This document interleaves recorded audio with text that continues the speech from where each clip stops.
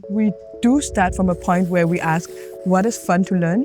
What are we curious about? And what do we want to investigate? And I think it's always this energy and the curiosity that starts us on our journey.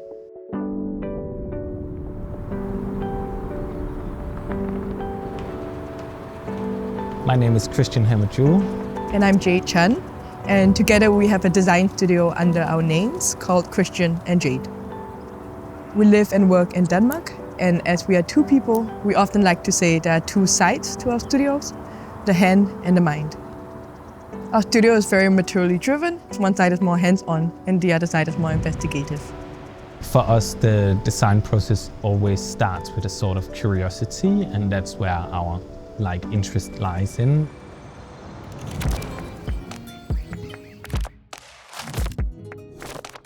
I think that what excites us the most about working with Tarkett's material Linoleum, that is entirely natural material, that has a lot of unique properties in how it has very special flexibility.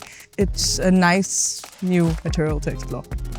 And I also think that Tarkett has so many interesting stories within their use of the material, like how so much of it is recyclable and how they work with this full circularity concept of how the material can be completely put back into the production chain and that you can get a material again.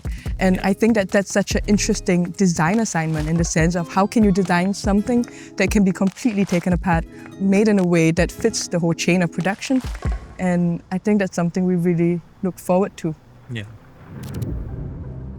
I think as designers, naturally, somehow, we're not thinking about the end life of the object, but we do think a lot about what the second, third, and many more lives look like.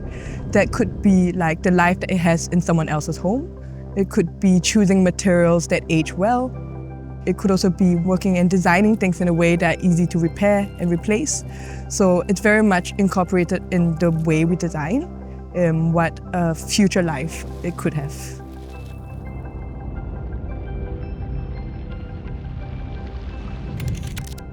The material is very something you remember even from kindergarten. You know, the specific smell of wet linoleum. It's something it's really incorporated in my mind. The reason we really wanted to come to Nani was to see how the material was produced.